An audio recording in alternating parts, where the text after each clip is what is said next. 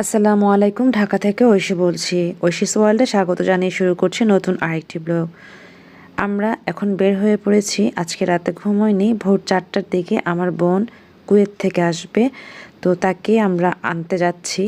আমি এবং আদনান বের হয়ে পড়লাম। বেসিকলি আজকের ব্লগটি হচ্ছে যে আমার বোন কুয়েত থেকে আসছে, তো ওকে যেহেতু আনতে যাচ্ছে এবং ও কেন কুয়েত থেকে আসছে সেটি হচ্ছে খালু অসুস্থ, খালুর ডেঙ্গু হয়েছিল। তো খালুর প্রথমে আইসিইউতেই ছিল, পরে 3 দিন পর যখন ক্যাবিনে দেওয়া হয়েছে তারপরের দিন থেকে খালু খুব সিক হয়ে যাচ্ছিল। এটা আমরা কেউ ভালোভাবে নিতে পারছিলাম না। তো ওকে জানানো হওয়ার পর ও খুব অস্থিরতা কাজ করছিল, মানে ওর মধ্যে ওকে চলে আসতেই হবে বাংলাদেশের বাবার জন্য। তাই ও 7 দিনের ছুটি নিয়ে বাংলাদেশে এসেছে আর আমরা তাকে আনতে যাচ্ছি। অলরেডি ফোন দিয়েছে, ও চলে এসেছে এয়ারপোর্টে। তো আমরা সেই উদ্দেশ্যে বেরিয়ে পড়লাম আদনান এবং আমি। আজকে আমি নতুন মোবাইলটা দিয়েই ভিডিও করেছি, আর এই নতুন মোবাইলের ভিডিও কিন্তু আমি দিয়েছি আমি কোন মোবাইল নিয়েছি। তো যাই হোক, আমার পুরান মোবাইলটা আমি আজকে নিইনি, ফার্স্ট ভিডিও করছি আর ফার্স্টই বোনকে আনতে যাচ্ছি সেটা শেয়ার করে নিচ্ছি। যদিও খুব ভালো করে ওরকম করিনি, কারণ মনটা একটু খারাপ ছিল, খালু সিক, যার কারণে আমাদের সবার মনই খারাপ ছিল। আমরা আজকে এখান থেকে টার্মিনাল 2তে যাব। তো দেখা গিয়েছে আমাদের 3বারের মতো রাউন্ড দিতে হয়েছে, কারণ আমরা যেই গলি দিয়ে বা যে রোড দিয়ে যাই না, সেই রোডে রিপেয়ার করা হচ্ছিল, যার কারণে আমাদের মানে চিনতে বা বুঝতে একটু কষ্ট হয়ে গিয়েছিল। আর এটা একটু হয়েই থাকে টার্মিনাল 1, 2, 3 যেটাই হোক, আমরা মানে একটু ভুল হয়ে গেলে সেটা আবার নতুন করে আসতে হয়, সেটা তোমরা বুঝতেই পারছো। তো আমার বোন অনেকক্ষণ ধরে ওয়েট করছিল, প্রায় 20 মিনিটের মতো। আমরা ওকে ফোন দিয়ে বলছিলাম চলে আসছে, আর কিছুক্ষণ সময় লাগবে। তো যেটাই হোক, ও বলছিল প্রবলেম নেই, আসতে দেরি যাওয়ার জন্য। তো আমরা সেটি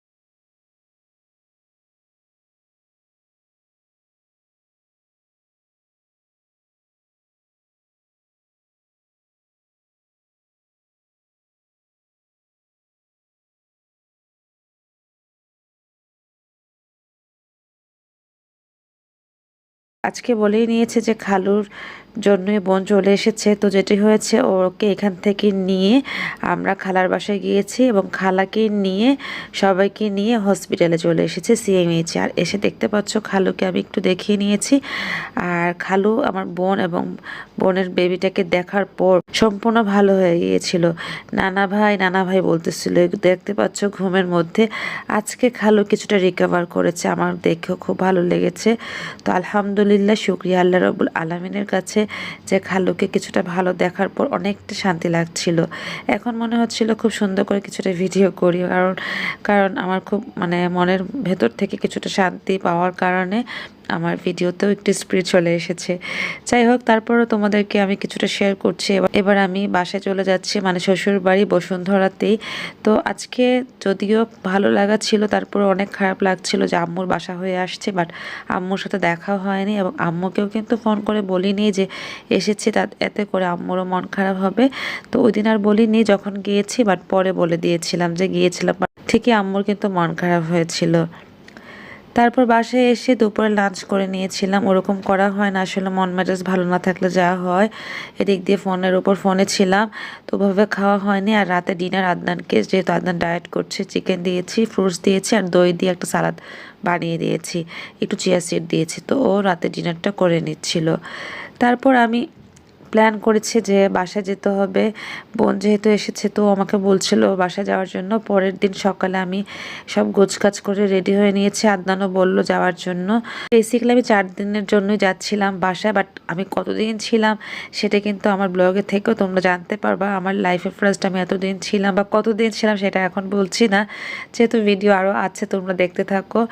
আর সকাল সকাল আমার খুব খেতে ইচ্ছে করছিল, ঘন করে চা দিয়ে একদম শক্ত রুটি। তো আজকে আজকে না কেন জানি আমার লাল রুটি খেতে ইচ্ছে করছিল। তো সুমিকে দেখতেছিলাম যে ও রুটি বানাচ্ছে, তো ওকে বললাম যে আমাকে একটু শক্ত করে বানিয়ে দেওয়ার জন্য, মানে ঠান্ডা পানি দিয়ে রুটি গুলিয়ে এরকম বানিয়ে দেওয়ার জন্য। তো আমাকে 2টা বানাই দিচ্ছে, শক্ত শক্ত ছিল। আমি চা দিয়ে ডিপ করে খাচ্ছিলাম আর একটু তোমাদেরকে দেখিয়ে নিচ্ছিলাম।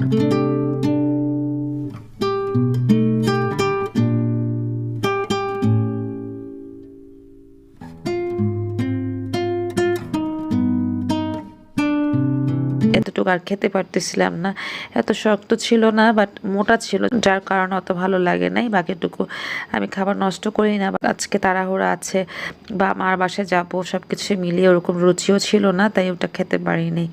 তো যেহেতু আমি 4 দিনের জন্য যাব, তো দেখা গিয়েছে আমি আদনানের খাবারগুলো একটু রেডি করে নিচ্ছিলাম। আদনানের বেডের পাশে এই খাবারগুলো সবসময় থাকে, বাট রিফিল করে নিচ্ছিলাম। কিছু চিড়া ভাজা নিয়েছি আর বাদাম, যদি ওর হাংরি মনে হয় খেয়ে নিবে। আর ওর মানে ড্রয়ারের সেকেন্ডটা তো ওর বিস্কিট, মানে সুগার ফ্রি বিস্কিট টাইপের সব কিছুই থাকে, চানাচুরও থাকে, লেক্সাস আছে।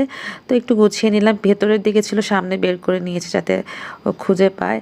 দেখতে পাচ্ছ খাবারগুলো রেডি করার পর মনে হয়েছিল ওর তো এই বাদামটা খুব পছন্দ, আর যেহেতু ডায়েট করছে বা আমি থাকবো না, ওকে কে খাবার দিবে? মার কাছে ও চাইবে না, কারণ মার কষ্ট হবে। বাট মা কিন্তু খাবার দিতে খুব ইন্টারেস্ট নিয়ে দেয়, খুব মজা পায়, খুব আনন্দ পায়, মা কিন্তু কষ্ট পায় না। কিন্তু আদনানের মনে হয় যে মার যদি কষ্ট হয়, এই জন্য আমি চিন্তা করলাম যে বাদাম বেশি করে ভেজে নিয়ে একটা বক্স আপ করে যাই, এতে করে ওর হাংরি মনে হলে খেয়ে নিতে পারবে। তো আজকে আমি এই বাদামটা বাটার এবং একটু পিঙ্ক সল্ট দিয়ে ভেজে নিয়েছি, কারণ আদনান ডায়েটে আছে। আমি বারবার বলছি, মাশাল্লাহ আদনান ডায়েটে যেহেতু আছে অনেকটা রিকভার করেছে, রিকভার বলতে অনেকটা ওয়েট লস করেছে। তো সেটা তোমাদের পরে শেয়ার করে নেব। যাই হোক, এবার আমি এগুলো একটু গুছিয়ে টুছিয়ে নিচ্ছিলাম। ব্যাস আমার গোছানো শেষ, তোমাদের একটু দেখিয়ে নিচ্ছিলাম। এখন আমি যেটি করব, আমি নিজেও রেডি হয়ে নিব, রেডি হয়ে আমি বের হয়ে পড়ব।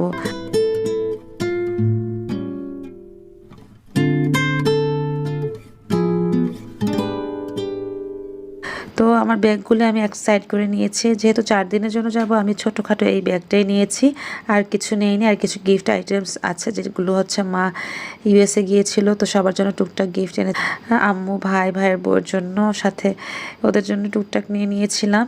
তো এখন দেখতে পাচ্ছ আমি ব্যাগ ট্যাগ নিয়ে সিএনজিতে উঠে গিয়েছি, আর আমি এই ব্যাগটা নিতে পারছিলাম না। সুমি আমাকে সিএনজি পর্যন্ত এগিয়ে দিয়ে গিয়েছে। তো সুমিকে বলছিলাম আসার সময় যে কী নিয়ে আসবো তোর জন্য, সুমি বললো কিছু লাগবে না, তারপরও বললো যে চিপস নিয়ে আসার জন্য।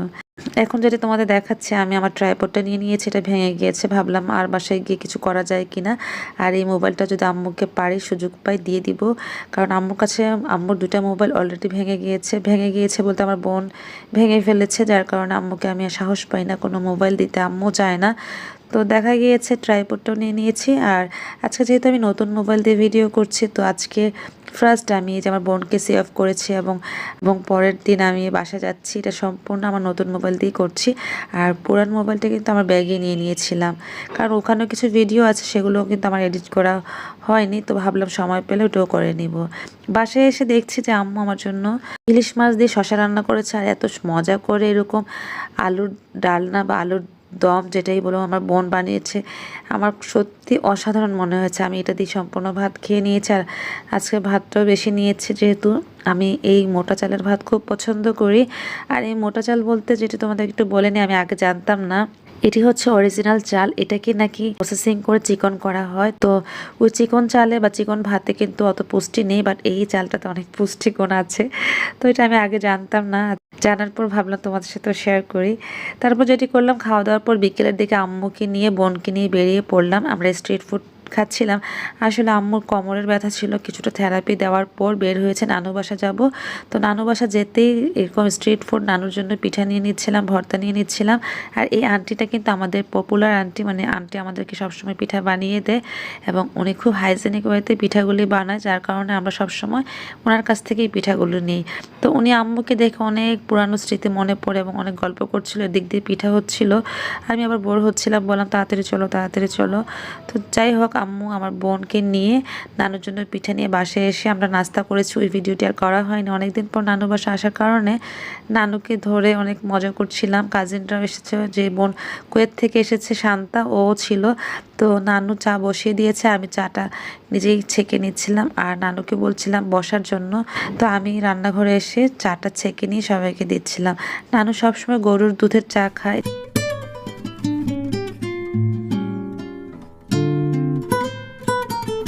বেশ, নানুর বাসা চাটা খেয়ে নিয়ে নাস্তা করে ডিনার করে আমরা চলে গিয়েছিলাম বাসায়। তারপর তো ঘুমিয়ে পড়লাম। পরের দিন সকালে কি হয়েছে সেটি নিয়ে চলে আসবে। বিদায় নিতে হচ্ছে। আল্লাহ হাফিজ, আসসালামু আলাইকুম।